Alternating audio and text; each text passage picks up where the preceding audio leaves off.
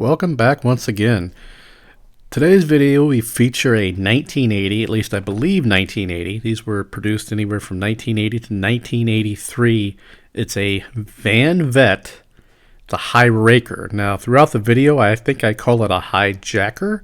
That's what I thought they were called until I looked up the year and discovered it was called a high raker. At any rate, you can see this has been well played with. I was kind of torn with this one. I don't know where this came from. It wasn't my personal collection, but it looks like it was loved. I thought about keeping it the way it was, but we wouldn't be able to make a video if that were the case. So let's get to it. Now, this is not going to be a restoration. It's going to be more of a customization, and you may or may not like the end result, but it was fun. And at the end of the day, I'm going to end up giving it to my 4-year-old granddaughter, soon to be 5. And the color I choose is her favorite color. And that's all that matters.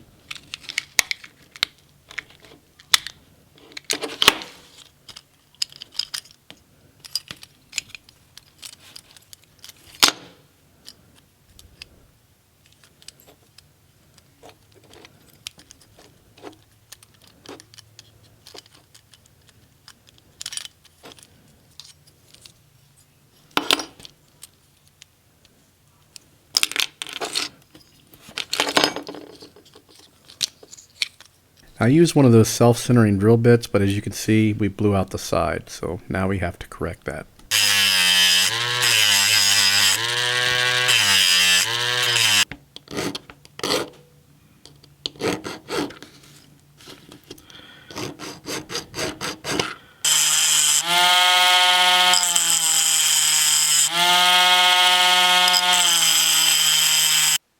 Now somehow I lost the original audio to this portion, but I'm just stripping the paint using the stripper that I always use.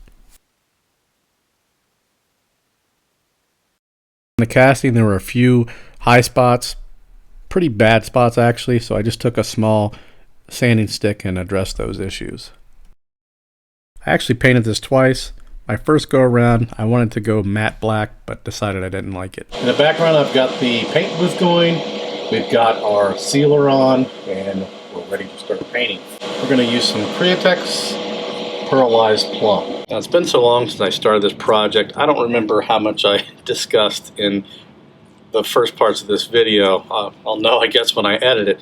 But we're going to use some different wheels and tires. So in order to remove this is plastic, so we don't want to break it. You can see the axle right here. And then over here, it's just held in by this plastic piece. So we're going to try to just bend the axle away from it. Should come out really easy. And the easiest way would be just to cut the axle, but I might reuse it. There we go. Finally.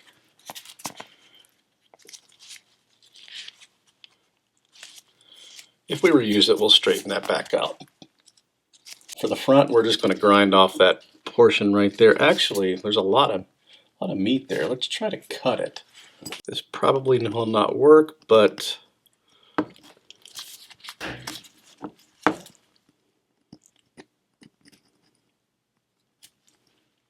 there's still not enough to grab onto, so.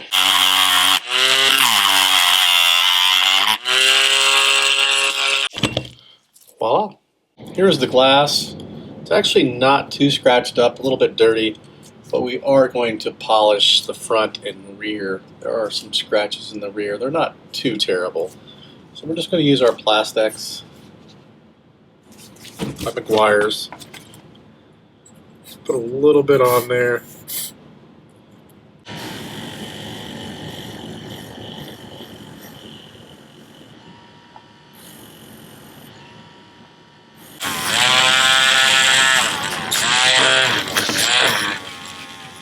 Here's our base. Looks like somebody has written a number 2 on there. It's pretty grungy. We are going to dip it in the acid bath just to clean up everything nice and quickly, and then we'll hit it with the wire wheel. If you watched the last video, I definitely need to consider replacing this jar, but I have not done so yet.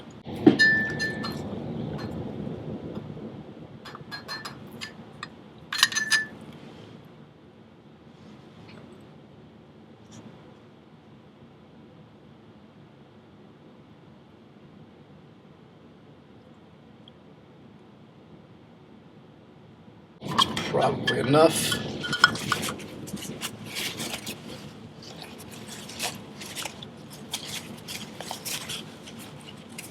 Okay, you can see now it just wipes off. 2 is gone. We're going to clean this out. Oops. Okay, we've cleaned it with some warm soapy water, and that's as clean as we're going to get it.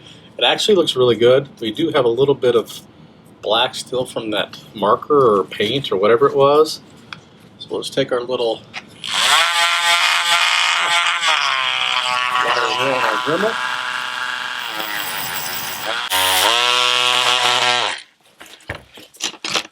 There. It's pretty clean. Now we're going to work on the interior. I do need to clean it. I'm not sure if I'm going to paint it. I thought about painting it, then actually painting the engine. There, it looks like there's a jack, there's a fire extinguisher, a toolbox, battery, and then a fuel tank. While I'm trying to decide what I'm doing with that interior, I need to figure out what I'm doing with the wheels and tires. I've got the originals here, and I think I'm going to reuse these axles. They're the right length. I think I'm going to reuse these, so I'm going to cut the end of them off.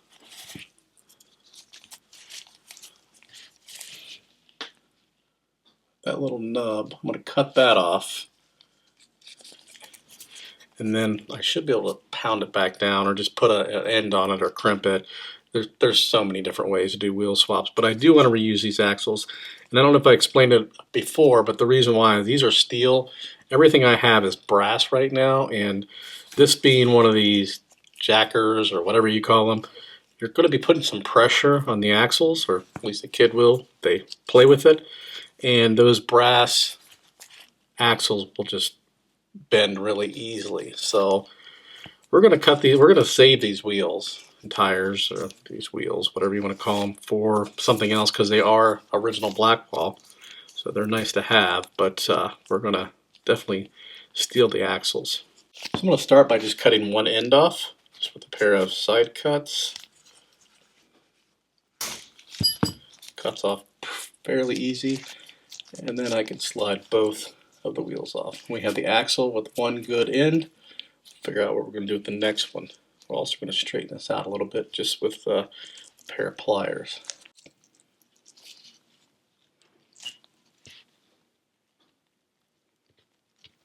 Now I think I'm going to use these wheels and tires. I forget what casting these came off of, but with the color, this kind of give it like a, I don't know, 70s vibe or retro vibe. But what we're going to do is take our new wheels and tires, slide them over the old axles. Put one way, one the other. And these are the right length axles. So all we have to do now is to either crimp this in, which may be difficult because it is steel, or just put a little cap or something on there. And these will already be the right width for the casting. So let's figure out what we're going to do with this, and we'll come back. So what I ended up doing was just using a little crimp tube. You can see it looks exactly the same size as the regular end, and it will not come apart.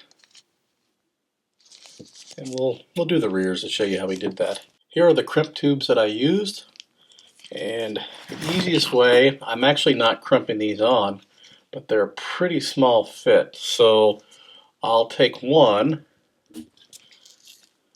There you go. We actually got just one. That will never happen again. And then we will the cut axle portion, we'll actually just push it down on there. Now, it's going to be tough, but you should catch the center of it. And then the only thing left to do, so literally I've just poked this into the center, but it's not inserted yet. Just take a hammer, smash it in there. Once it sticks to your table, you know you're good to go. Now you can see it's the same size as the actual factory mushroom, cramp, whatever you want to call it. It's not a cramp, but and once you put the wheel and tire on, once you actually put it where it resides, it hides down into the center of the rim, so you'll never see it.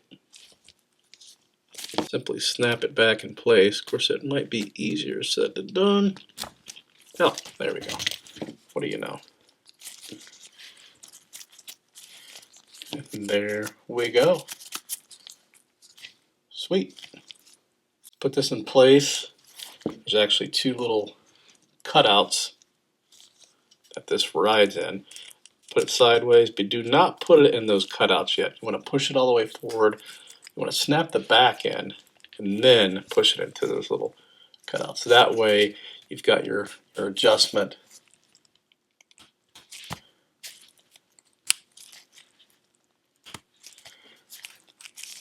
And there is the rear of the vehicle done. I think those are going to look sweet with that color combo. For the front axle, we are going to have to add some JB weld. Now, I'm going to JB weld the front axle in like I did in the last video. But if you watched the last video, I actually took a file and filed in the groove here. Reason why is because those sit flat on the actual bases. This one does not, so I don't need to do any more filing. It's got a little ridge there. Hopefully you can see. It doesn't go all the way to the base. So if I do file it, it will just raise the vehicle and look kind of funky. Now this way, if I keep it the way it is, do not file that down, because there's no reason to, it will allow the front of the vehicle to sit a little bit lower. Those other castings were a totally different ballgame, so pay attention to that. Okay, we do have our interior all cleaned up, and this is what's holding me up. Got to figure out what color I'm going to paint it. I don't really want to leave it this color. I mean, I guess I could. Kind of wanted to paint it black, but then that'll hide any of those little details, which you really won't be able to see anyway once it's installed in the vehicle. But I don't know. See what we come up with. On the interior, I decided to paint it a light gray, and then we've kind of detailed the engine a little bit. We've got a fire extinguisher, a little toolbox, the jack, the fuel cell, and the battery. Just kind of highlighted those a little bit. And we've got the body complete. We've got a couple coats of clear. There's really no orange peel to speak of. The Createx paints, they lay down real nice. I've had them for a couple years, and I've used them on other projects outside of the YouTube channel here. Unfortunately, everything I've been doing in the last 3 or 4 years has been redline with Spectraflame. So painting Spectraflame, you can't hide any imperfections. With the Createx, I mean, this body wasn't in the best shape, but it wasn't bad, but you can hide a lot. We've painted the taillights, and then we've added a little accent with the door handles there, just with the Motolo chrome pen. Looks pretty good. We've got the wheels on. For now, I'm going to keep the white walls out. It kind of gives it, again, like that 70s vibe. We can certainly change that. The JB weld is nice and firm, so nothing to worry about with the front, and the back obviously just sits into place. Now all that's left is to put this together. We're going to start with the glass. Put our interior in. Now you'll notice on the interior there is a section for the axles. So if you did not glue this in place, they'll still hold, but it'll be a little bit lowered, it'll be loose, but that's a little preventative measure, I guess, for the axles. Most of the castings do have them. Now for the base. The back end is kind of just floating there. It's not in place yet. It's held in by the interior. So got our little hook here. We'll kind of hold the interior with our hands, and then we will just kind of sandwich them both together. And all that's left is to put our screw in. With that, we are done. Truth be told, this took a long time because, well, one, work, busy, but I did kind of lose interest in this casting. Even while doing it, I was not real pumped on it. I like these Hijacker series, but this Vette van theme is kind of weird. That's one reason why I painted the purple, to kind of give it a weird 70s vibe, along with the white walls. I'm not real thrilled on those white walls, but again, I could take the tires off and just flip them around. But just to give it that weird vibe. I'm glad that I painted the interior because you can see it through the back glass. I wish I would have chose maybe a different color that almost looks exactly like the original. It was a light gray, and I thought it had a little bit more gray tint to it. But with the naked eye, it looks very similar. Now, if you chip the paint off, it's definitely like a tan before, so it is a different color. It looks a little better, but it's not fantastic. But all in all, it's really neat little casting. I especially like that purple paint, that Cretex paint. I've used it before, not a lot on the Hot Wheels. Of course, most of the cars we've been doing have been redline, so we're using just that Spectra Flame paint. But I'll definitely use some more of that in the future. And, you know, little things we did, painted the tail lights, the door handles. I did not end up painting with Motolo the little pipes, side pipes coming out the sides. They were pretty shiny as is. I mean, they look pretty good. And it works. It still jacks up and jacks down. And it actually will go even a little bit lower.